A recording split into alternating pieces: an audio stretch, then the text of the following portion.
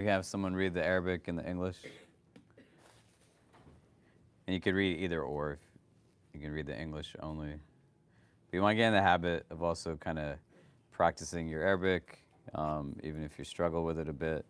Or if you can't read Arabic, don't stress it. But can somebody read Hadith number 9? The 40 Hadith Imam Nawawi.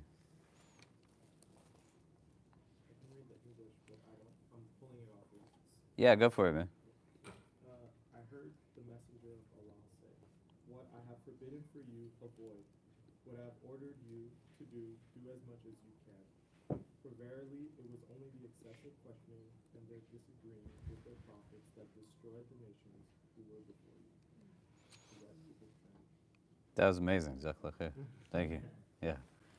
Somebody read the Arabic? I can try. Yeah, go for it. سمعت رسول الله صلى الله عليه وسلم ما نهيتكم عنه فاجتنبوه وما أمرتكم به فأتوا من ما استطعتم فإنما أهلك الذين من قبلكم كثرة مسائلهم واختلافهم على أنبيائهم. Jazakallah khair. So last week we started looking at this hadith.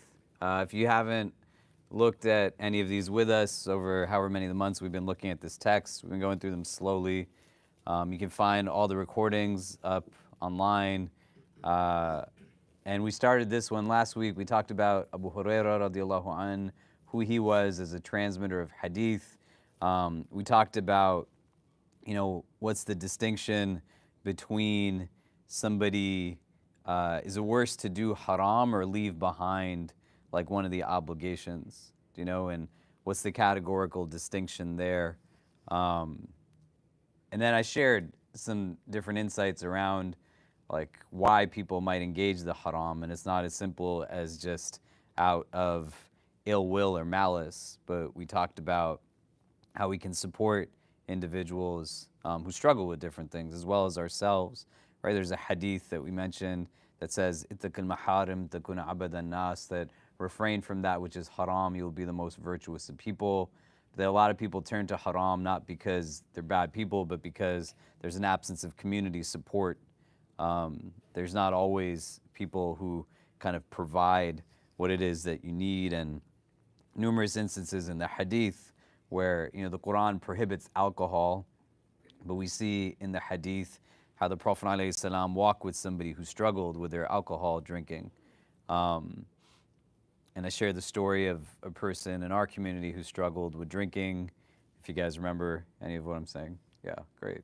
So we want to think about some of this now a little bit more in terms of other implications and where language becomes important so that we can make distinctions. Because what is happening here, before we move into the other parts of this, the entire kind of principle of this hadith is that there's a strong emphasis on listening to Allah's Messenger, alayhi salam. The distinguishing variables of categorization of actions are not determined by what I think, what I feel, what I want, but we look to primary sources of law in our tradition, namely the Quran and the Sunnah. And if one was to say, well, how do we understand by extension the authoritative nature of the Prophet's words, his commands, and what he forbids?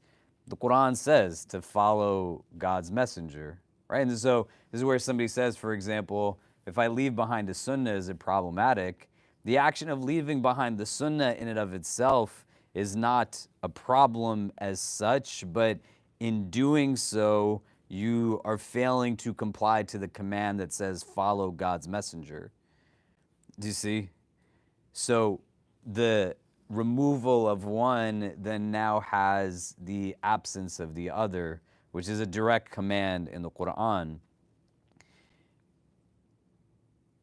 Incentivizing necessitates thinking beyond now what at times is just kind of language that we have, but we don't have an intimate relationship with. We talk about the Sirah on Wednesdays. This Wednesday we won't because it's Juneteenth and the building is closed. But we've been looking at the Sirah to kind of extrapolate meanings and understand how the Quran relates concretely to the Prophet's just lived example and how we can apply meanings and messages from it. A lot of you in this room, whether you were born into Islam or converted to Islam, were given language without necessarily giving an opportunity to understand how you can feel empowered or strengthen, develop intimacy, proximity to God through these concepts, right? So we're taught fard and haram as words. They're introduced into our lexicon without necessarily understanding what they mean in the literal sense and technical senses, as well as, an absence of celebrating the divine. Like, you get terminologies of law without having an appreciation of the lawgiver and the lawmaker. You're taught to pray your sunnah prayers before you're taught whose sunnah you follow. And then it becomes difficult where one would say, well, why is this something that I need to do? We want to understand categorically where the distinctions come in also, especially on the level of externals like fiqh and practice. Because when we get into the second part that says do as much of it as you can, like you have to be able to know what are actually the obligations in certain practices. If I asked you, what are the fara'id, like the obligatory acts of wudu, versus what are, in the Hanafi school, we have wajib acts, and other schools, they go into mustahab, like what are recommended acts, right? What are disliked acts? But why might you want to know that? When it says do as much of it as you can, right? The example that I like to use is I've had people in our community who have reached out to me in the middle of the winter. They go sledding in Central Park and it's snowing, right? That's what you sled on. And then Maghrib comes and Maghrib's window is very late and you gotta pray your prayer in the window of time because not doing a fard is haram. And so you don't do it when it's convenient, you do it when it's supposed to get done. And they call me on the phone and they say, like, we're in the middle of Central Park, can we make wudu with the snow? And yeah, you can. Like, snow is one of the types of water you can make wudu with. But if you only know the final form of wudu, and you don't know what's recommended versus what is obligatory. In the Hanafi school, the number of times you wash over a limb, the order, and the inclusion of the mouth and the nose are recommended acts. They're not obligatory. What if these guys didn't know that? And then they're like gargling with the snow, they're shoving the snow up their nose, right? What, like it's gonna be a miserable Maghrib prayer. Do you know what I mean? So knowing how it applies becomes important, but we don't want to know like what it is in terms of just rulings. We want to know why this is something that also creates for us a benefit, a gain. And probably at some point in the coming week, we'll do that. But one of the things I'd like for you to read so that we have like a conversation as a basis, there's a really great article written by Sheikh Abdul Hakim Murad, Professor T.J. Winter. It's called The Sunnah as Primordiality. He wrote it like maybe before some of you were born. It's so crazy. Oh my God. In the 90s. It's really amazing, right? But it talks about the Sunnah as a source of beauty, the source of upliftment. The number of people that come to talk to me who are new Muslims, and they say, all these people keep telling me, you gotta be on the Sunnah, you gotta be on the Sunnah. They're like, what? I don't even know what is this, right? And why is it? And what does that even mean? Because when I ask them, like, what does it mean to follow the Sunnah or be on the Sunnah, they can't give me an answer. It's like, well, they're just giving you slogans and phrases. And this is a religion that's about reality, right? It's not about platitudinal statements that don't have substance. The Quran says, right, to, follow Allah and His messenger, to obey Allah and His messenger, right? To answer God's call, the messenger's call. And in various places, it also gives us a reason as to why. Like when they call you to that which will give you life, it'll give you vitality. Do you know what I mean? The adoption of practices that you might not necessarily understand for yourself right now, like you make decisions based off of some philosophy on life. And what many of us yield to is supremacy. Even as minorities, what it conditionalizes us towards has us now fit into places where we seek validation. We engage in our own justifications of anti-blackness. We aspire towards whiteness. May Allah protect us from this. It's a modern day shirk. The opposite and antidote of supremacy is the sunnah. Because what whiteness calls one towards is worship of the self. The sunnah calls you towards a worship of the divine. There's an inherent ugliness based in systems that are racist. The sunnah teaches you to find beauty in those around you. But if all you understand it to be is like the application of ritual and practice, you've already limited the ability to be able to take from it. Do you know? So here, the foundational principles of this hadith, in hadith number 9 of Imam Nawawi's collection, as a Muslim, you're supposed to listen to the messenger of God. You might think that that's a very obvious statement, but then you got to trickle it back to yourself and say, do I actually listen to this man, or do I listen to other people consciously or unconsciously? What informs my decisions? What is the methodology that I'm buying into when I'm choosing my choices? And that capacity becomes a little bit harder when the entirety of the system introduced is first just do's and don'ts and rights and wrongs, as opposed to an overarching understanding that starts with conviction and faith, like belief at the foundation, that then precedes practice. Do you know what I mean? So you have like 2 blocks from here, the Department of Middle Eastern Islamic Studies. It's filled with professors that probably know a lot more about Islam than most of us do in this room, but they don't necessarily have iman in it, right? Some of them do, but all of them don't. So the quantifiable knowledge is not the pursuit. It can't be that, because that in and of itself doesn't necessarily become the precursor to iman. But if you're just kind of given it and not told why, and then you're told you're bad if you don't do it, it just doesn't create like the sense of kind of strength and vitality.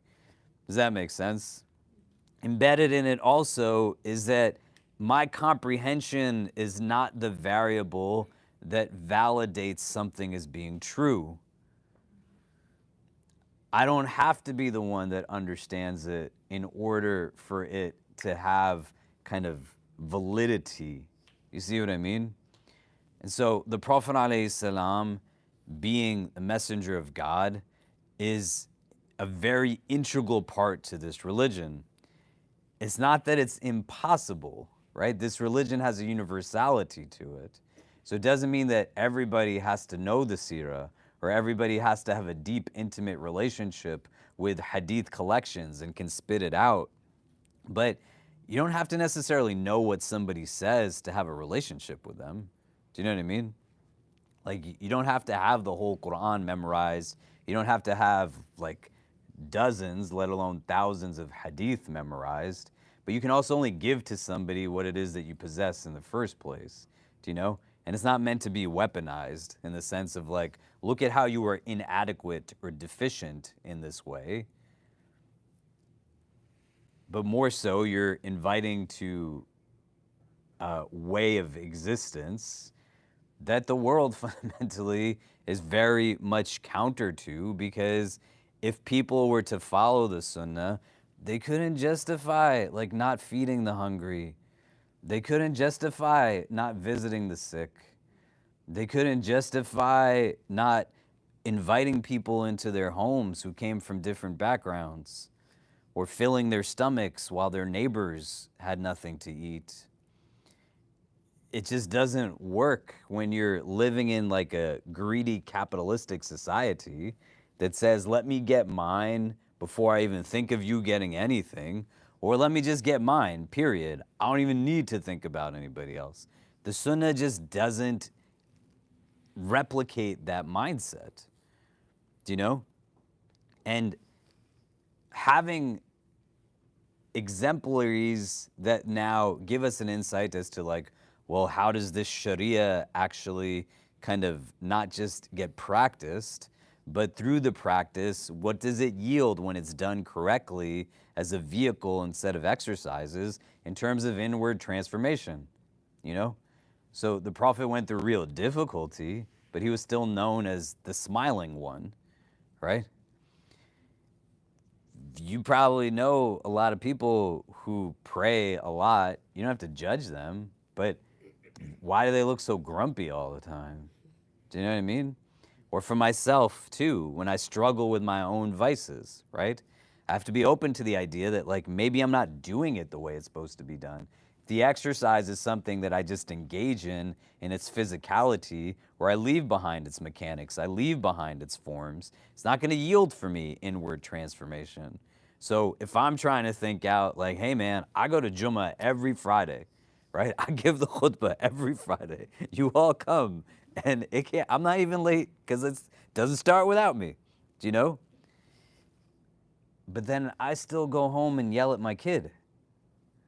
I don't do that. Yeah, I saw your eyes got really big. Right? I go home and I, am unkind to my wife.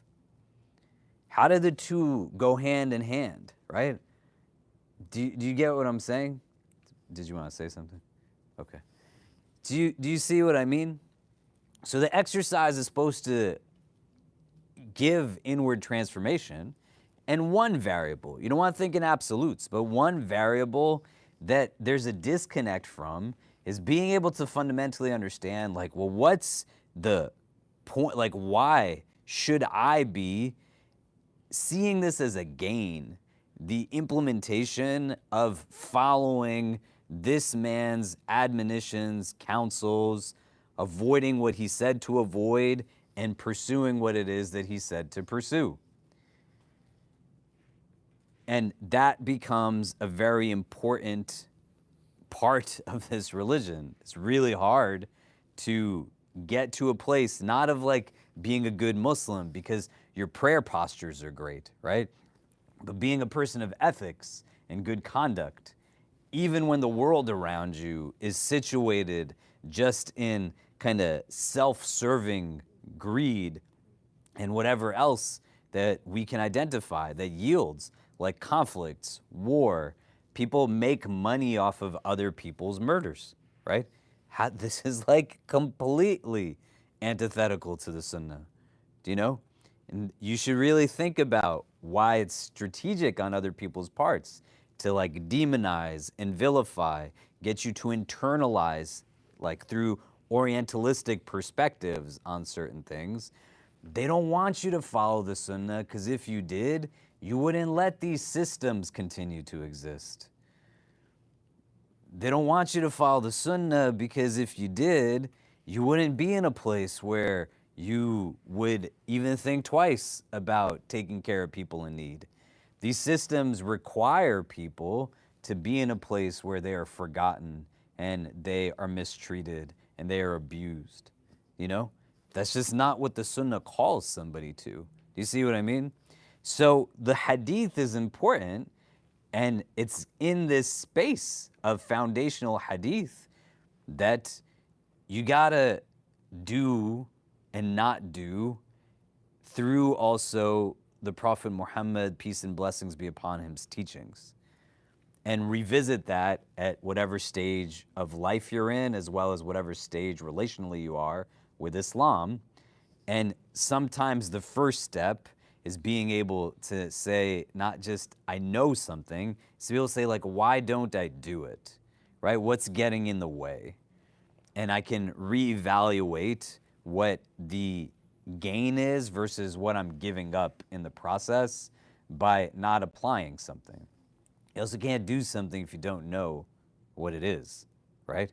So the acquisition of knowledge in this regard is, again, not like a quantifiable endeavor, but to be able to then be informed on decisions and choices through the prism of who we deem to be the best of creations, insights, and advices. Does that make sense? So in that regard, as we're looking at now, let me take a pause here, right, just so we can get talking. What does that make you think of so far? Like, what is it bringing up for you? If you can turn to the persons next to you and just kind of talk it out, what's bringing up, and then we'll come back and discuss. But go ahead. Yeah.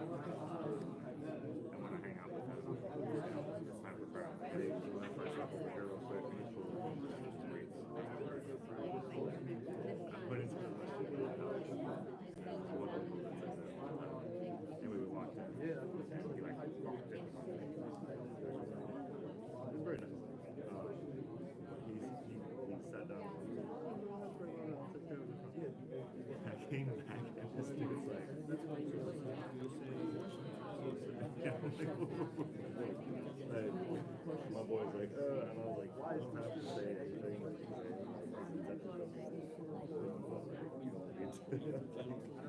He was like, tell him all this stuff. This is this thing, and we're just like trying to fast forward through all this stuff. Like, get this birth. I guess again,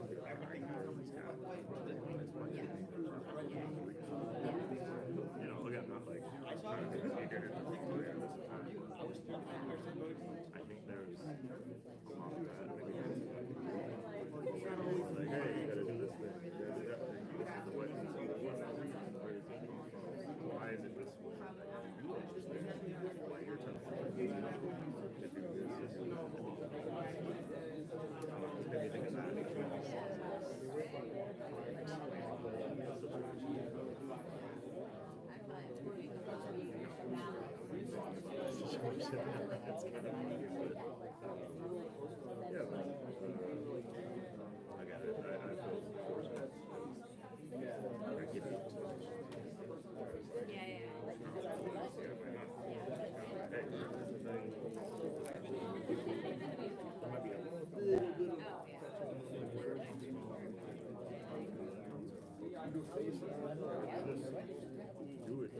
I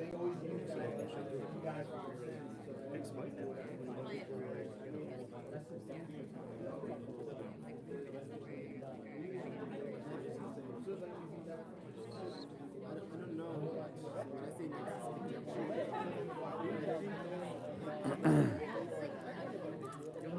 how the religion is focused, right? Because if you have to package the message that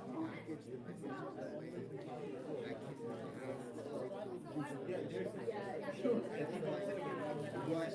Okay. So, what are some of the things we're talking about? What's coming up for people in this conversation? Maybe we can get a few people to tell us what you discussed. Yeah, you want to start? Yeah, go ahead. You have a question? No. What do you mean? What? I asked you a question first.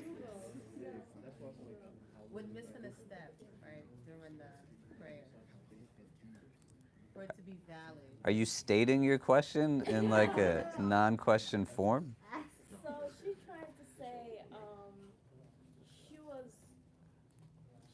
praying. Uh-huh.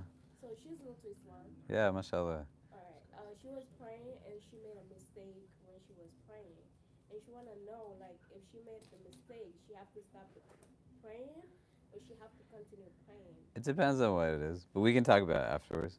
I can explain to you. Yeah. What about the other stuff? Yeah. Why was that? I think like in the we talked about like selfishness a little bit and like how at least for me, especially when I was younger and like I used to like oh you know like I only would want to pray things that come my way, but I didn't think about the world around me like yo Allah please help my brother, help my uncle, help my family in Indonesia, yo Allah. But I think it's that like mindset of just like me, let things come my way, but not involving and including those around ourselves. Yeah. It's a very real state of being, and when you can awaken to it, you're like, oh my God, I'm actually a pretty selfish human being. You know? Like what? When did that happen?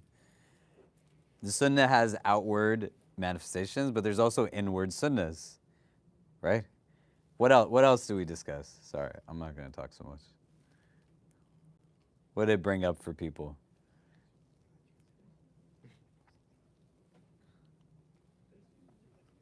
Yeah. Giuseppe, go ahead. Yeah. Okay. I was gonna say, I thought that I really liked the way you sort of framed it as like how impactful something could be as a collective we practiced it, and how much that would change so much of the systemic issues in our society. How it starts with like as an individual, and you know, kind of being honest, like still learning the foundation of it. Anytime I hear like something that's recommended, I kind of just disappears in my head because as David,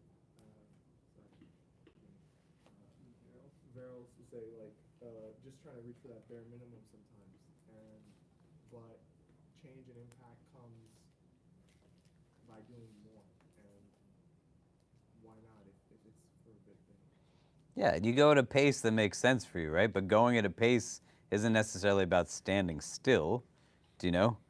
And enhancing experiences, do you know what I mean? So somebody who's new to Islam is getting the fara'id down, the obligations, and then you add on like the sunan, you know, but it's exercise, do you know what I mean? If every day for years of my life I kind of had no progression or regression, but I just did the same thing, it's not going to necessarily bear as much impact to me from the standpoint of physical exercise. These are spiritual exercises. You know, you enhance by kind of engaging in growth trajectories in the ways that they need to, but the incentivizing of why, like what's the actual gain? You know, like if I'm thirsty and I drink a cup of water, I know what the benefit is for me drinking the water. Do you see what I mean? Right? Like, what's the gain from following the sunnah? If you don't know how to answer that question, right? Like, why are you telling people to follow this thing? Do you know what I mean? And if you don't know how to answer that question, which is totally fine, you should try to find the answer out to that question. Because conviction is something that is subjective. It's not just like, let's all dress like this and eat like this, but the whole thing outwardly can be replicated. Inwardly, it doesn't mean you buy into it. Inwardly, you got to know what's going on in your heart in order for you to know then why you believe what you believe and how that belief then informs your actions and your choices. Do you see what I mean? So if between this week and next week, or maybe the week after, people can read this article, The Sunnah's Primordiality. Sheikh Abdul Hakim Murad is really amazing, mashallah. If you listen to talks he has on YouTube on like the role of prophetic ethics in the modern world, like the Prophet's role in contemporary society, it's really great, mashallah. It's always very substantive too, right? It's not just kind of inspirational, it will make you think critically and deeply. So I'd say if you can read that, we can kind of then delve into it a little bit so we have a working basis and we're not just reading it in real time. Does that make sense? Yeah, it's not a long article. I used to have a Google group for this halaqah or my halaqahs, and then during COVID, those things kind of got shifted downwards. Maybe we'll start something again that allows for us to share things, readings, articles, whatever else. But that one, again, the Sunnah's Primordiality by Sheikh Abdul Hakim Murad. And we will get into it. Sorry, I'm like updating people for visitor access in real time. I know. It's a glamorous job being a chaplain. So, as as the hadith goes, this little girl, a woman who graduated from here, her name is Claire. Her family was staying with us. She graduated in 2014. She took her shahada while she was here, mashallah. She and her husband and her 2 kids were visiting for Eid and were staying with us. So one of her daughters is 6. And I told her daughter I'd give her ice cream if she took my job over. And she said, okay. So I said, okay, so you're a chaplain now, and I'm not anymore. And I said, all you have to do is just grow a beard, and you can be the chaplain. And she said, okay, I'll do it. So from next week, you're going to have this really cute little girl with curly hair be running the Islamic Center. Just be ready for it. So in this hadith, the idea, as we get into this now from a few different ways, right? What I have forbidden for you, avoid. The determiner of what is halal and haram, comes to us from the Quran and from the hadith. The implication that is here is that if something is haram, right? So we want to start having definitions to these things. We don't want to have loose applications. One, because we don't want to say something is haram that's not, nor do we want someone to tell us something that's haram that's not, right? And sometimes there's nuance that gets lost because we just like blurt out words without any real consideration. I had gone to speak at a conference, and in between sessions, there was, it was for college students, and a university from North Carolina was there, and a person said to me, can, ask you some questions after the next session? I said, yeah, and we were in a lecture hall, and then like 30 or 40 kids walked in, and they sat down, and they're just looking at me, and I'm looking at them, and I said, what's going on, guys? And they were like, tell us something. And I was like, what are you talking about? They're like, just tell us something, right? They're like, where we're at, there's not a lot of people that, come to speak to us and whatever else. So I was like, I don't know what to tell you. And they said, tell us, how we deal with people who do haram things. And I was like, what do you mean? And they're like, like people who listen to music or, talk to the opposite gender. And it was a woman that was asking me these questions. And I said, is it haram to talk to someone of the opposite gender? And she said, yeah.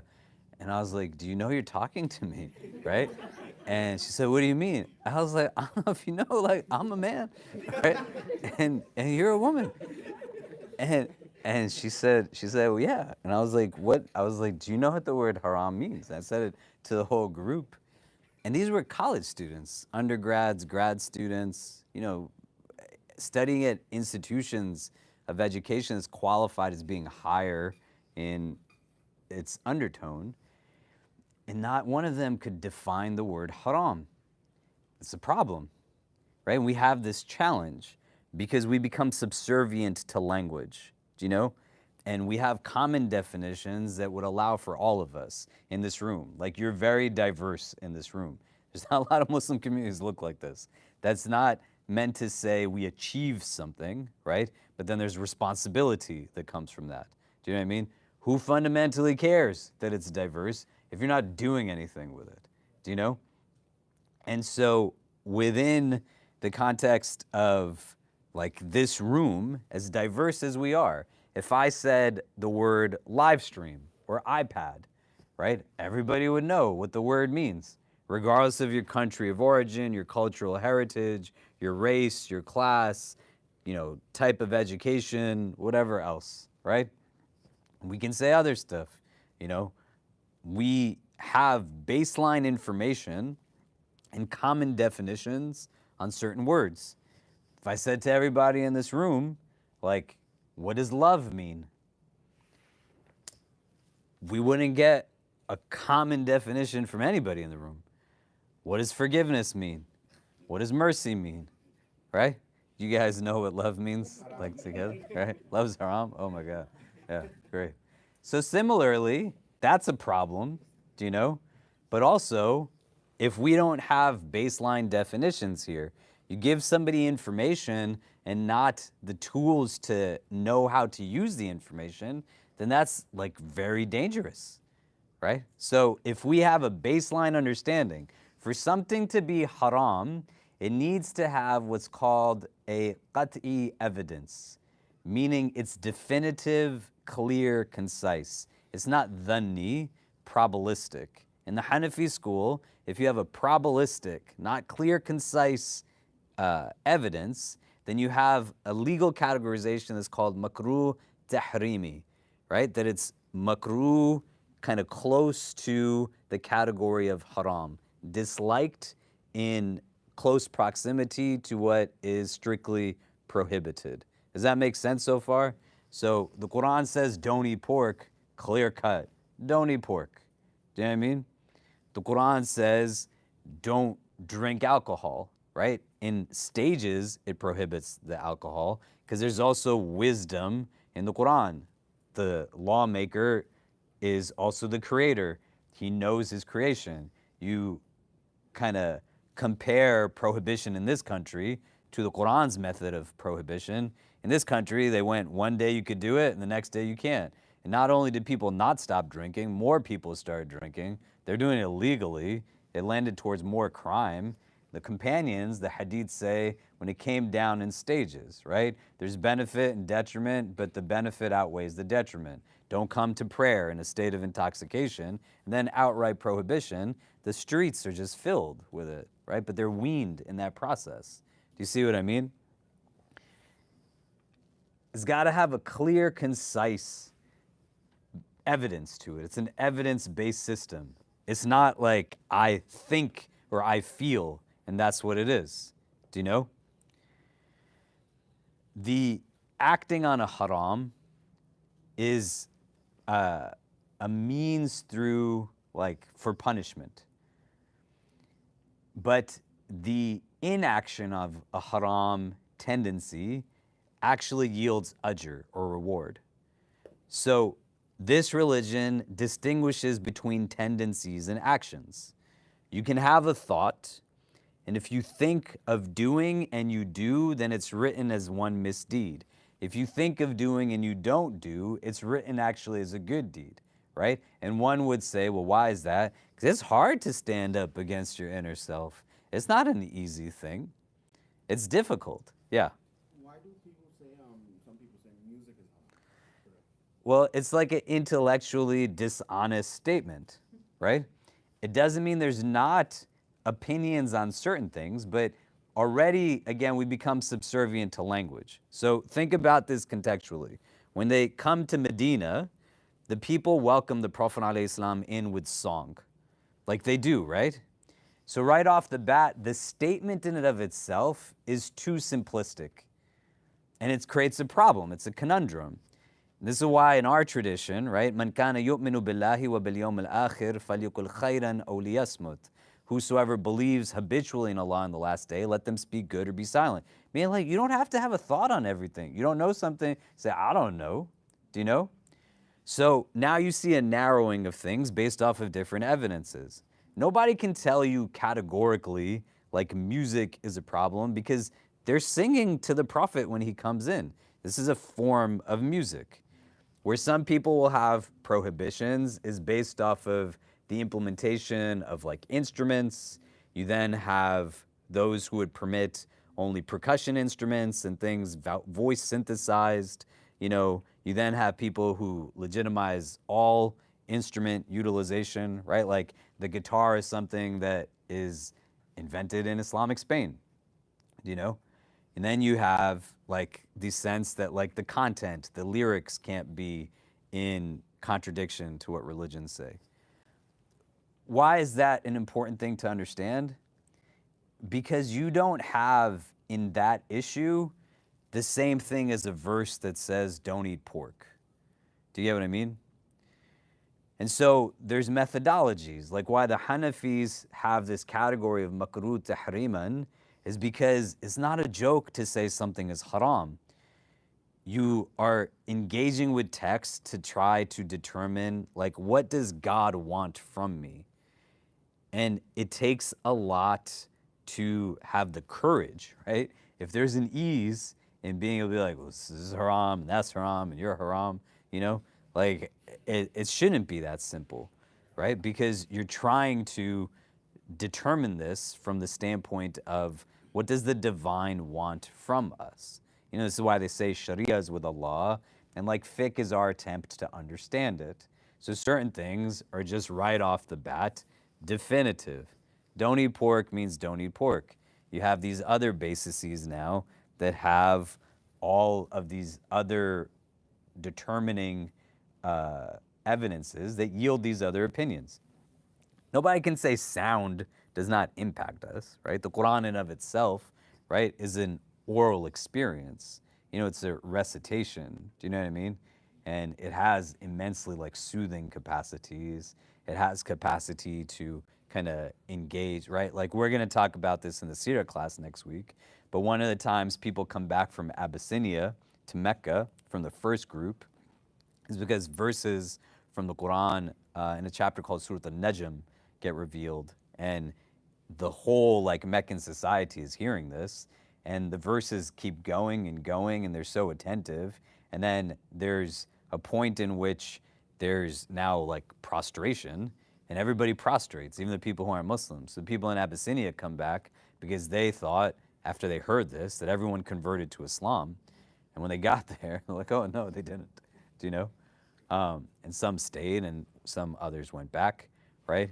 But the Quran has that power, right? And you think about when you're listening to certain things, it has healing variables. The Bimaristans that were created within Muslim communities, right? Historically, you have the development of like medical facilities called Bimaristans, and of the therapies that Muslim doctors would utilize to offer healing, not just for physical ailments, but emotional, mental ailments as well. They would utilize music therapy, right? There's a lot more depth to this thing. It might seem like it's easier if we just had definitive answers, but it also would create like a rugged kind of homogeneity that would become problematic, right? Like, look at how different you all are just from the way you look. What if all of you had to be exactly the same? How would that make any sense? Do you know what I mean? Like where is there divine wisdom in creating us so different to make us believe we're all the same exact thing? And when you go through different communities and different places, but on this thing, not to like, just so no one like leaves here and is like, man, Khalid told me I could do whatever I want, I took my son and my daughter to watch a Nets game, And, you know, and so in between, like a timeout or whatever else, if you've ever been to a basketball game, the music is pumping in the arena, and Kareem is sitting next to me, and his head is like moving all over the place, and I was like, Kareem, I didn't know you're such a good dancer. And as his body is moving, he's like, Baba, I'm not dancing, right? But he doesn't even know. Like, he's consuming through sensory organs of perception, right? Or organs of sensory perception. And so the ear is a tool of consumption. And when you consume from the outward in, it impacts you, right? Like, how does it feel when someone is yelling at you? It doesn't feel good. You know what I mean, right?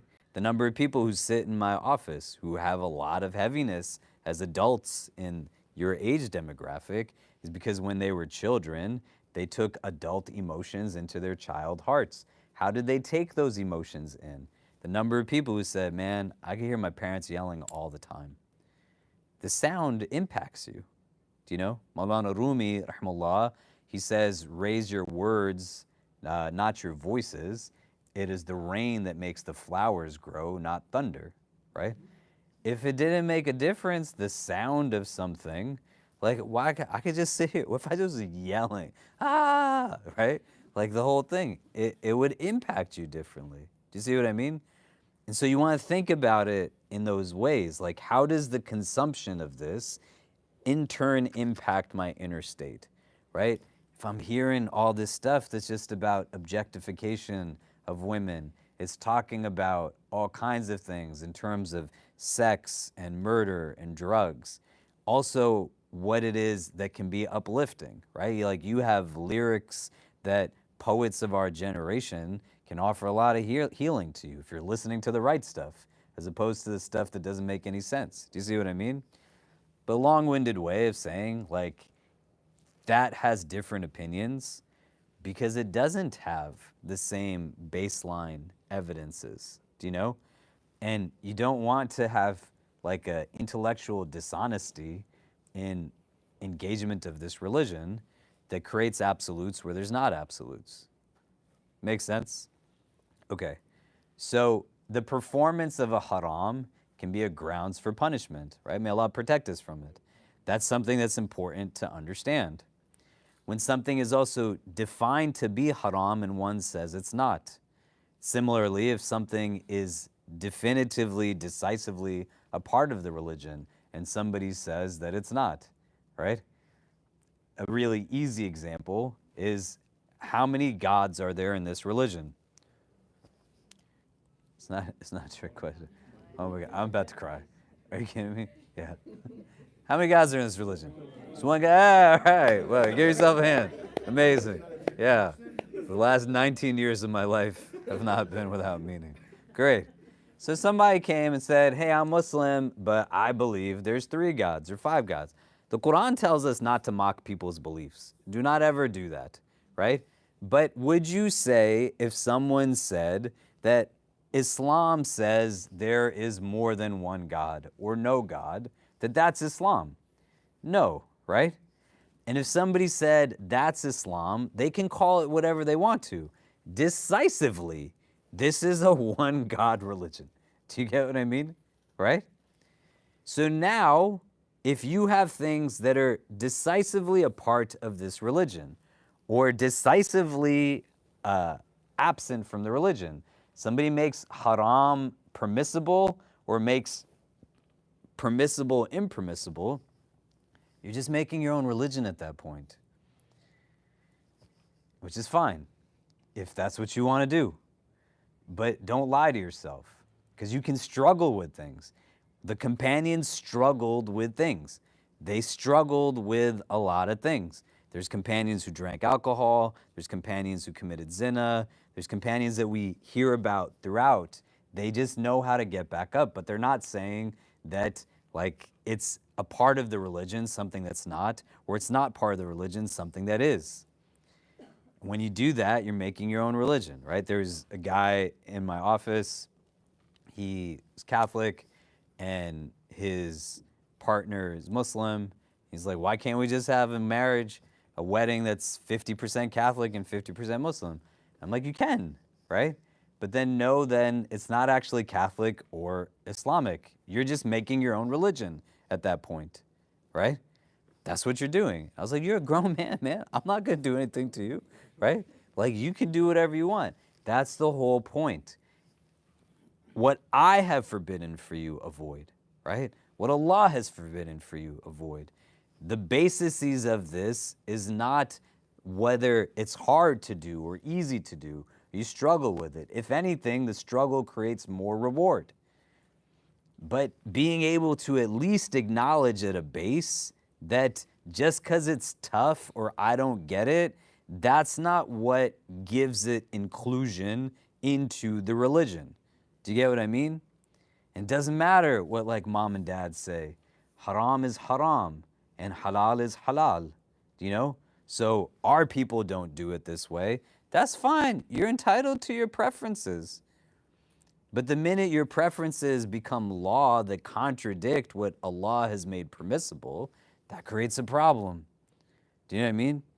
So they can prefer you do something or this in that way, right? Other things we want to understand. Did everybody understand this, right? You don't want to like change Islam to suit your needs. It's a religion that's about submission to the divine and not making the divine subservient to you. That's why you believe God is Ar-Rahman. It's the first thing he tells you. So when you slip, you get back up. You know, there's no haram you can do that's greater than Allah's rahmah. All these things have to go together. But if you hear it in a vacuum, it's when somebody's yelling at you, like, I can't believe you did this, you did that. The other thing I want you to think about too, I sat with these 40 college students at this conference, and we could have talked about anything. Do you know what I mean? And I didn't know any of these people. So they said, like, tell us something that we can do at our college. And I said, I don't know anything about your college. Why is it that the first thing that their mind went to was about haram and how to police somebody else's haram actions? Do you get what I'm saying? And we're prone to seeing ourselves and others in these ways. You don't want to build your relationship with the divine through that parameter. As hard as it might be, you want to be able to see the obligations and prohibitions as part of a system that the implementation of it enables you to then engage it as like an actual gift, right? I'm grateful that I have a religion that teaches me to not yield to moral relativism and do whatever I feel like as the basis of my decisions. So that I'm not part of a world that's like justifying right now the killing of babies as like a necessary component to what exactly? You know, building upon more haram and more haram. Do you see what I'm saying? The spiritual, metaphysical implications are such that consequently the outward as well as the inward has to deal with this. So the hadith, it tells us that if you engage in the haram, it puts now like a dark spot on your heart, right? May Allah protect us from it. You can remove that, like there's principles that we have. You do something wrong, you follow it up with something right. Do you know? But you want to understand that there's an inward component to it, and you can become desensitized. You know, some of you have heard me tell the story of when my son Kareem was watching a movie with my wife Priya and our daughter Medina. I left the house and they were excited to watch this thing. When I came back into the house, Kareem very visibly looked like he had been crying. I can tell when my son is not feeling well, my daughter is not feeling well, my wife is not feeling well, right? Like look at the faces of the people you love and understand them from where they're at. And so I went and said, what's going on, man? And he was like, I'm fine, Baba. And I was like, no, Kareem, like tell me what happened. And he said in this movie that they were watching, the actor that was playing the dad, he has a son that has special needs, and at one point gets very agitated, and then the father in the movie slaps the son across the face. And then Kareem starts crying again. He's like, Dad, like he said, Baba, how can a dad hit his son? He had never seen it before. And his heart was now responding to watching this haram thing. just because we're numb to it doesn't mean it doesn't impact us inwardly, right? So not just doing haram is haram, but the watching of haram is haram. Do you see what I mean? You might not be the one that's like engaged in the act, but the actual engagement at that level is also going to impact it. He's an innocent kid, right? He's 8 years old. You know, you see him running around here all the time. Poor guy, like all falling all over himself. You know, Kareem is amazing, mashallah, in the sense that he can like. There's times I like leave him for a minute and I turn around and I turn back around and he's like in this deep like pool of sweat. I'm like, what happened to you, man? Like nobody else is sweating except you. What did you do? But he's just got this energy, and when he runs, it just like pours out of him. Who's gonna say he did something problematic? He's a baby, and he watched something and it did something to his heart. That's what's happening when you do haram, when I do haram. It's impacting our hearts, right? And it's not just like what impacts us that makes us feel. He's not crying just because it's a sad thing, but also his inside hurts because the poor guy consumed something that visually he shouldn't have seen. Do you see what I'm saying? Does that make sense? So you're impacted by it. Being desensitized to it isn't enough of a reason to say there might not actually be consequence to it. Does that make sense? Okay. There's a few other things that we want to talk about in this regard. You want to start to be in a place where you're able to understand how what I do well, I can enhance, and what I don't do so well, I can seek to either leave behind or kind of improve upon it in different ways. Actions in and of themselves now, especially habituated ones, they exist in a way where we can think about this in three kind of frames. That's not just the act, and we touched upon this briefly last time, but there's the act that takes place. Then there's a catalyst that triggers the act, and then there's what the act is seeking to satisfy, a craving, a reward that's yielded. Do you know? So my assumption can be very kind of myopic, that I only do something for one reason. But in reality, I could do things for a lot of different reasons or to satisfy different things. Like say I noted that I got pretty like fat this summer, do you know? And so I started to say like, I need to lose some weight. And I started documenting like my food intake. And I noticed every day at 2 o'clock in the afternoon, I'm eating like 5 pieces of chocolate. Do you know? Yeah. What a great life that would be. And the commonplace understanding would be, well, just don't eat the chocolate anymore. But what I'm saying is, you don't want to assume that you're eating the chocolate because of the chocolate. There's a variety of reasons that could bring you to the consumption of the chocolate, right? The pattern shows me that it's always at like 1 or 2 in the afternoon, 2 or 3 in the afternoon, and it requires me to get up from a desk and walk to another desk where a coworker has a bowl of chocolate. So maybe I just need to get up for a stretch of my legs. It's got nothing to do with food. If I get hungry, maybe I could try eating some carrots or apples or whatever else. Maybe I like having a conversation with my coworker, and that's bringing me to that place. But the assumption on all of these ends can't simply be that I do for a reason that is just the action in a vacuum. There's a catalyst and there is like a reward. There's all kinds of experimentation that takes place in these regards, right? People use rats a lot, for example. And there's a social experiment, it's not a social experiment, it's a rat experiment, where they put rats into like something that they call a rat city or rat park, do you know?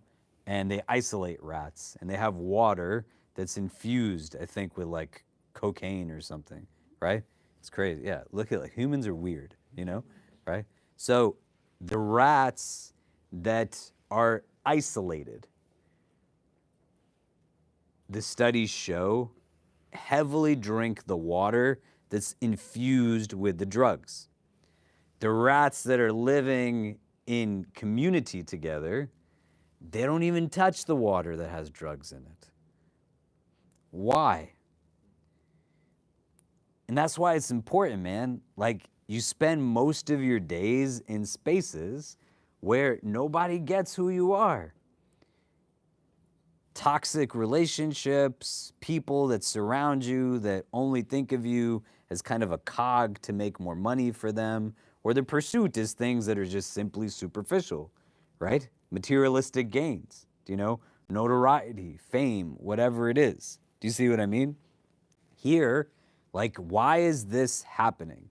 And they do this at social experimentation levels as well. Soldiers that are coming back from Vietnam, right? Soldiers who engage in the utilization of various substances and how they could very easily let go of things that they were doing because they have this support structure in place. There's people that are around them. You see what I mean? But what triggers it is not the act in and of itself. There's like a lonesomeness to it, right? The number of people that I've met in my office who engage in behaviors attached to the viewing of like adult materials and various things that try to keep as PG as possible because audience that is here, but understanding that the act in and of itself then that leads to kind of self-intimacy becomes now a degrading kind of guilt-laden process. And these are like Muslim men and Muslim women that are coming to talk to me. And then they sit in my office like, I'm the most terrible thing. What kind of woman would do this? Why am I, I shouldn't be praying my prayers, whatever. A common thread for some of them is loneliness. Some have had intimate relationships before, coming out of like abusive family situations or difficult family situations. And when they've had these intimate moments with other people, it's some of the few times they felt safe and secure. And when those things didn't work out and now they don't have a partner that they're engaged with, we're not validating it. It's still haram, like the intimacy that they were engaged in. But the catalyst there also was that so much of their life was filled with this difficulty. And so when we're sitting together and we map this out, here's the action that is in the moment. But then there's what catalyzes it and what is it seeking to crave. When I'm sitting with this person in my office, brother, sister, they get sad and lonely or feel by themselves, and then they turn to this act, and then at the end of it, for a moment, it reminds them of when they were with this person in an intimate way and has them feel now that sense of security, but just for a little bit of time, right? The same way if you smoke something or drink something, it has you feel something just for a little bit of time, but then it goes away. And that's why it's not worth it, right? It's temporary, it's not long lasting. But they're not doing this because they're doing it for the sake of doing it. They're doing this to be able to compensate, and the craving, the reward, is to feel a sense of comfort for a moment, and here the trigger is feeling all by oneself. Do you see what I mean? If you approach it just banging your head like, I'm terrible, I gotta rid the act, and you don't get into a place where we can define, right? Like, we know certain things are haram. The bridge that we see is like, well, why do I do this? What's compelling me? And what Shaitan wants you to do, where the thoughts come in, is to get you to be in a place where he gets you to believe that through the act, you should not have a relationship with the divine whatsoever. It's not the committing of the misdeed in and of itself that's the problem, but it enhances now the mindset that says, I am not good to have a relationship with Allah. Do you see? And those can become habituated acts also, right? So taking it on at a pace that makes sense, but understanding like the fundamental blocks that get us to a place, not blocks like obstacles, but like building blocks. What is the trigger and the catalyst of the action that I'm trying to kind of move around? And what is it that it's seeking to create, like satisfy as a craving and reward, right? And there's certain things that are just categorically distinct from like, what's haram versus, like murder is not the same as, certain other haram acts. You don't want to willfully engage in it, but it's just different, do you know? What an individual does versus what they bring somebody else into, there's a lot of different stuff that happens there. Do you see what I mean? You just want to be in a place where you have support systems, people you can talk through with it, not confessionally, but the Prophet was there for his companions, right? Like, think deeply about it, not in a humorous way alone, but think deeply. How would a companion come to the messenger and say, Ya Rasulullah, you have to make zina halal for me? I just can't do this. He's not in a confessional, he's looking for support. Shaitan's goal is to get you to become individuals in the sense of the word that is detrimental, that you don't have support mechanisms around you. Sisterhood and brotherhood gets put to the side, and I have to put on this facade of perfection constantly.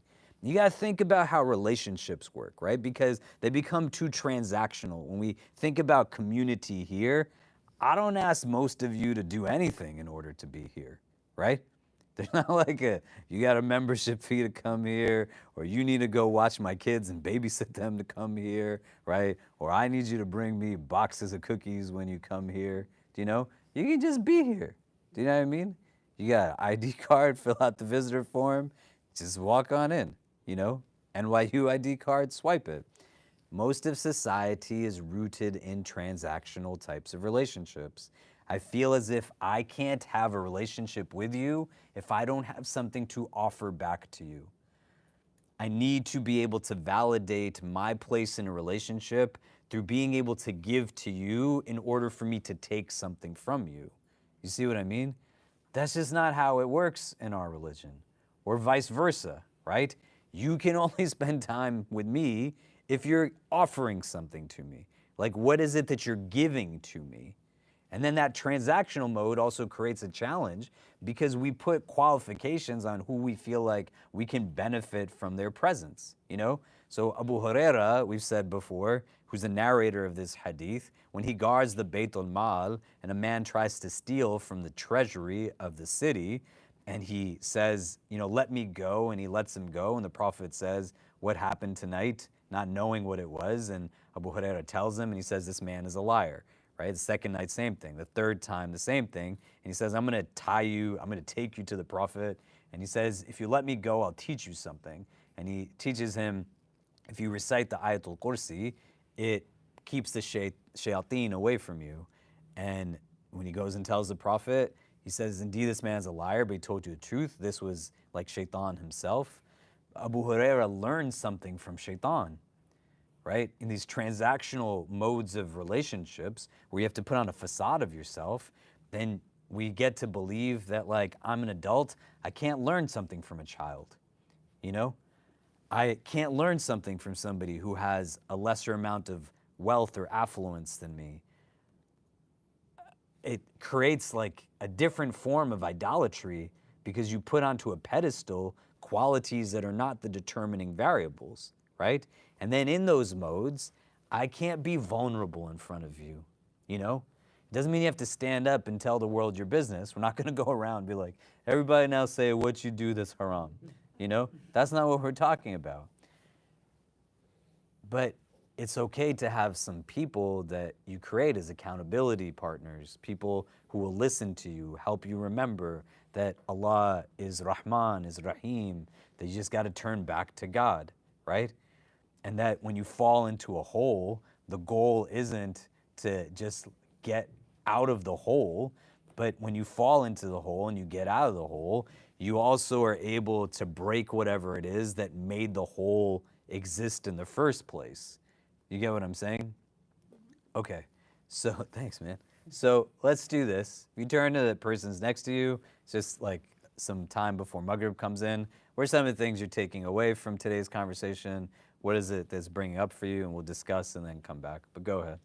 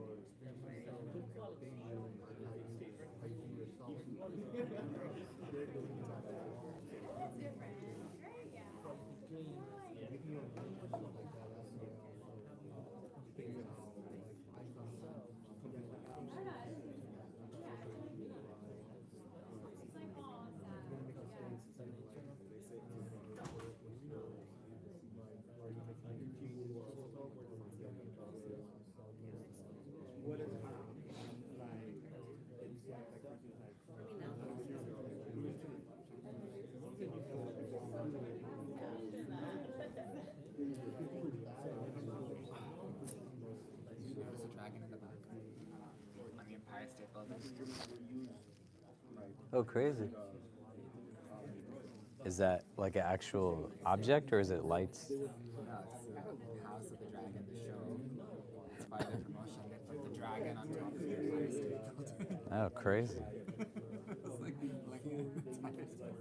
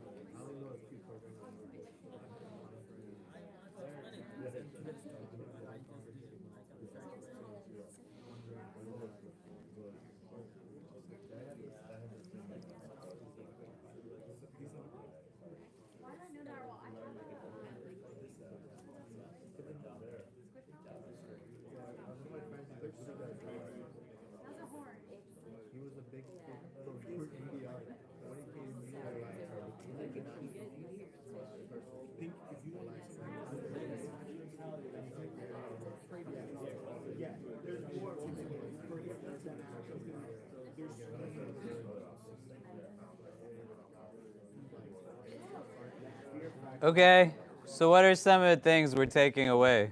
What's it bringing up for people? Any thoughts before we? I have a question.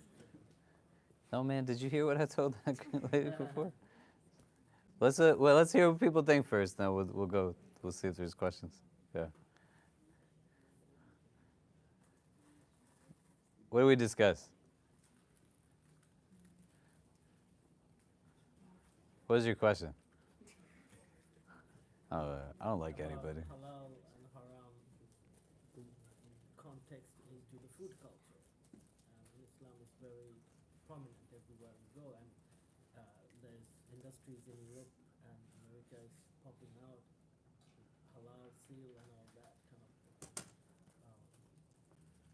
Is it okay to prefer higher standard, high quality food, sustainable food, as a priority than just looking into halal sale and then buy it, knowing that that's not a high standard, good quality source of food? Yeah, I mean, well, it's a challenge, right? Because people have different levels of wealth, and in the United States, it's really crazy how strategic people are to be able to maintain inequitous practices. You know, so you can go to neighborhoods that are low income and they're food deserts. They're filled with liquor stores. They might have some like fast food places, and very purposefully, if you're looking to hold down minority populations, one of the avenues to hold people down is to maintain diets that are going to increase various illnesses and ailments and this kind of stuff. You know, flood streets with liquor and alcohol, and it's insane. I mean, my son now, he goes to a different school than my daughter. My daughter's in middle school. My son is still in elementary school, and between our apartment and my son's school, it's like a 9 block walk. There's now, in that 8 blocks, there's now 3 marijuana stores. Do you know? It's like very purposely, like kind of constructed in ways that makes it look like a toy store. Like, you know, there's weed and there's also like Prime and Gatorade and candy, right? So people got munchies, they're gonna do what they do. He's a little kid, you know. We talk to our kids about a lot of stuff, so they kind of understand, you know, different things as much as a child can. But all these things are very purposeful, and so when you're in a place where you have to make decisions about quality of food, you know, in New York, why Muslims have to be aware about issues that are taking place is because we should be about the revitalization of neighborhoods, not about like gentrification and pushing, you know, demographics out in other ways. The governor of New York put a stop to a bill around congestion pricing. Do you know? Which some people are like, oh my God, like it's gonna be really hard. My Uber is gonna go up, right? Your Uber might go up, and that'll impact some of us in the room. But can you imagine if you already make only $15 an hour and you have 3 kids and you can only drive into the city because your anxiety makes going on a train hard and you're claustrophobic or you're worried about illness or whatever else. You can't afford to get sick because you're the only breadwinner. And then on top of it, they add on an incoming and outgoing congestion charge every day, right? So 2 out of the 8 hours you're working in the day, $15 from that hour is going back to the city in congestion pricing. Do you get what I mean? And then when you're not civically engaged or mobilized to speak up or out because it doesn't impact you. This is why the Sunnah is in contradiction to supremacy, right? Because the Prophet's thinking about other people, even on issues that don't impact him. Do you know what I mean? Like, we're not meant to be people who think only on our regard. And so I used to own a butchery on 9th Street and a restaurant on McDougal. And the butchery closed with the lease ended in October. And it was at the end of October, but you know, the violence escalated in Gaza in the beginning of October. May Allah grant them ease. And it just wasn't a time to like think out how do we, you know, move to a new location and business strategies, right? And so we closed for that time. I don't know if we're gonna open again. You know, It's really nice not having businesses, by the way. But I didn't start those businesses to make money for myself. They were started as social impact ventures. We were feeding a lot of refugees, like through our store, at our restaurant here when COVID hit. We stayed open and gave school children free meals and healthcare professionals, because school is now closed. Kids need to go to school, not just because they have to learn, but when you're in a place where you can't afford someone to look after your kid, they need to be in school so they're there while you're at work. They also need the breakfast and lunch that the school provides them because they don't have money to eat as much, right?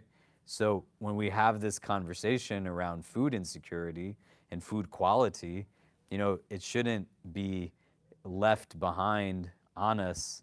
Like Surah Quraysh, a lot of us know, لإلاف قريش إلافهم رحلة الشتاء والصيف فليعبدوا رب هذا البيت. So then worship the Lord of this house, الذي أطعمهم من جوع, the one who has kind of fed you, kept you away from hunger, وآمنهم من خوف, and has kept you secure from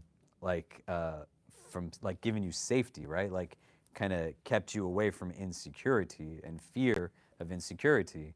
So if you are not secure and you're hungry, which is a lot of people in the world, it's really tough. And when you create systems that purposely keep individuals that are disenfranchised and underprivileged under systemic oppression, you're able to now then control the flow of food and what kind of food. And that's why all these liquor stores in low-income neighborhoods, fast food restaurants, it's very purposeful. Do you see what I'm saying? And so, yeah, like there should be a higher standard. On the other end of this conversation, when we started our butchery, I'm not a butcher, you know. Now I am, but I wasn't, right? And we were trying to think of revenue streams to build out social services because there's a lot of people in need, do you know? And for me, I don't believe Allah gave me a platform to be self-serving. I'm just trying to build as much as I can while I'm still here, right? And so I'm trying to think, like, how do I build a shelter for all these survivors of abuse that I see? How do I build like a food pantry for people who keep coming to me and they don't have anything to eat? In the last week, we've had just a handful of people who have children, some are elderly. They need like $20,000, $30,000 across them, right? How will you feed for months and pay rent in New York and all these kinds of things? So if you're building community in New York City, you have to think about creative ways to create these things, especially 10 years ago, which I don't know if any of you were here in our community 10 years ago. It wasn't like the same as where we are at this point, right? So we're trying to figure out this stuff. But from the standpoint of food, I mean, we went and like looked at butcheries and I was interviewing people, man. They were like telling me they would marinate pork and sell it as veal. They would put all kinds of oil and vinegar on meat in their butchery to give it the facade of longevity, do you know? And they were doing it because money was the driving variable. And then we saw how they treated the animals, right? Inhumane, unethical practices. I saw chickens in some of these places that had no feathers on their like stomach and underside because they're so pumped with steroids and injected with all kinds of things that they just can't stand ever in their life. So they're sitting a whole time they're alive and they're then eating and going to the bathroom and all this stuff in the same place. And then you're eating that, do you know? Or when you don't have like the honors of ihsan towards animals. Umar radiallahu an, you know, the Prophet alayhi salam, he once sees a person sharpening a blade that he's going to slaughter an animal with in front of the animal. And the Prophet reprimands the man and says, why are you torturing this beast? Umar radiallahu an sees a man who's about to slaughter an animal for the purpose of consuming it, and this man has his foot on the face of the animal. Umar starts to beat this man and says, why aren't you honoring this animal's right? Do you know? It's very problematic. Like if you create fear within the animal, like when you're scared, all kinds of stuff is running through your body. So think about an animal if that has that fear, those chemicals are stricken through its muscles, and then you're consuming that mess, right? In addition to all these additives and whatever else. And this country has things that are like filling the food that you eat, that in other parts of the world, it's like banned substances. You're not even allowed to put that mess into places. And that's why there's like obesity challenges in the United States. There's like a lot of different health issues.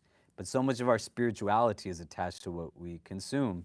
When we opened our butchery, I said to my wife, like, we have to make sure that we're eating less meat, not more.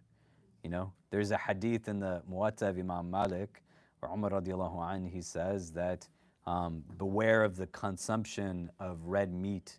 It has the addictive characteristics of khamr, of wine, right? Like you could get so in love with eating beef that it's like as addictive as just drinking alcohol. Do you know? The Prophet wouldn't go 40 days without eating some meat, but he also didn't go 40 days in a row eating meat every single day, right? And there was a lot of their diet wasn't like meat laden, because you think about somebody has a goat or a camel or a cow, like on Eids and holidays and walimas, wedding receptions. But, you know, to slaughter an animal means you're pretty wealthy, you know, even in the world right now, right? But it's like, it's purposeful. Do you know what I'm saying? So you want to think, and then and I'm going to stop because I know we have to pray. But, you know, when the Quran says, وَثِيَابَكَ فَطَهِّرْ, right? And make sure your thobe is pure, like saying to the Prophet, it's not just about the cleanliness of the thobe, but what the Mufassirin say also in commentary on that verse, وَثِيَابَكَ فَطَهِّرْ, you got to make sure the supply chain is clean, right? So what I was saying also was like these animals, they get mistreated, they're getting abused, they're like packed into factories, living in cages their whole lives, they're being transported in inhumane ways, you know, and then you're eating that mess. It doesn't make any sense. There used to be a thing, man, in the East Village when we opened up our butchery. All these hipsters want to drink goat milk. Do you know? I don't know if you all drink goat milk or not. They were trying to drink goat milk, and what they would do when they had a pregnant goat, they would kill the baby goat. They wouldn't sell the meat or eat. They would just kill the baby goat so that every drop of milk could be sold. Do you know? That's crazy. Like in our tradition, everything is going to have capacity to be given recompense. The goat with horns will take recompense, have recompense against it with the goat that has no horns, right? May Allah grant us ease, do you know? And a lot of creation has to live a certain way because humans don't live the way we're supposed to live, do you know? So what's halal is a lot of stuff. Vegetables are halal, fruits are halal, right? You're in a place where you could diversify, but those types of things, like, yeah, quality is not just about thinking of halal in terms of like meat consumption. You want to think about halal like as a broader kind of understanding. Does that make sense? Yeah? And we can talk about that more next time. So why don't we do this? A couple of quick things. So the building will be open from 10 onwards. We can start iftars again on Mondays and then wrap up at Maghrib and then have food after instead of before. Does that work for people? I don't know how many people actually like fast or intend to fast. Or we could do it the other way, how we did it today. Like we had food before we started because it's Eid and nobody should be fasting. But if we continue to do things, people can just shoot me some messages and let me know. But we'll incorporate some type of like food element again and like some partial like potluck parts. If you want to bring stuff on Mondays with you, that would be really helpful as well. Because it seemed like everybody enjoyed just like the suhbah and community and eating together. So we can kind of maintain that on that, inshallah. Aside from all the halakas that we're doing this week, on Friday, we're going to have a picnic in Fort Greene Park through our converts group. So if you're somebody who's a convert or exploring Islam or a family member of somebody in one of those categories, I think from 5:30 till Maghrib on Friday, we'll have a picnic. It's an Eid picnic for our convert community. So definitely try to go to that. And and then on Sunday, we're gonna do one of our like spiritual seclusion days. So we did in Central Park. Sam and I did, some weeks ago. So this Sunday, Dr. Marwa, who's one of our staff psychologists, she was doing the halakas on like emotional and spiritual wellness. She's going to be leading this halakha hike with Sam. I don't remember the exact location, and we'll send out information on that probably tomorrow. But definitely try to check it out. The first one we did was really great. The whole idea is to create like these deliberate reflection retreats with regularity month to month, so that we're able to like engage in some of that prophetic practice of tahannuth even on a kind of smaller scale, as we're creating solitude for ourselves. Does anybody have any other things they want to announce before we pause and break for Maghrib? It's at Prospect Park. Oh man, you're the best. Great. Sundance, Brooklyn. There we go. Yeah. Anything else? Yeah. Great. Hope everyone's having a good Eid so far. Alhamdulillah. Please try to take some food with you. And if you know somebody on your way home that doesn't have food that you could give some of these leftovers to, please take it to give to them also. But if everyone could put their chairs away, we'll call the adhan and we'll pray Maghrib, inshallah. Yeah.